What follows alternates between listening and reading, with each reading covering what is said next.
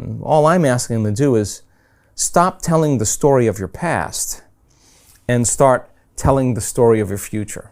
Stop believing in your past, real or imagined, and start believing in your future. Stop romancing the past, and let's start romancing a future.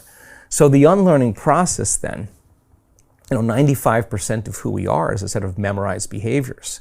Automatic emotional responses, unconscious habits, hardwired attitudes, beliefs, and perceptions that are automatic like a computer program. So if we're in a program, then we're unconscious. So in order for us to change, we have to become conscious of our unconscious thoughts and the story and the narrative that we tell and those memories, to become familiar with how we speak or how we act and become so conscious that we don't go unconscious to that behavior. And then we have to look at the emotions that we live by every single day and realize, are these emotions loving to me? And then all of a sudden name it. Wow, this is actually guilt. I just didn't know it was guilt. Or unworthiness. It's just how I normally feel.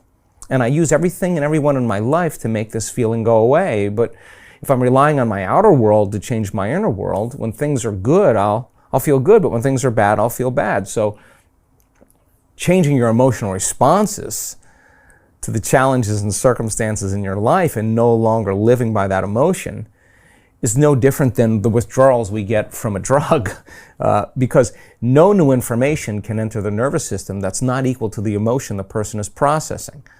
So then you can tell the person the answer to the problems in their life, but unless they overcome that emotion, they'll be perceiving reality through that lens, the lens of the past. So then the fundamental point here is that the trauma then that the person is experiencing from the past, they're reliving that every single day. So then when it comes time to be defined by a vision of the future, if you're living in the past, it's so much easier to forget that vision than to remember it. So how do we remember the vision of the future? Well, we got to feel the feeling of the emotion before it occurs, before the event occurs. And if you're feeling the emotion before the event occurs, if you really practice trading resentment or impatience or sadness for an elevated emotion, you teach people the science behind that.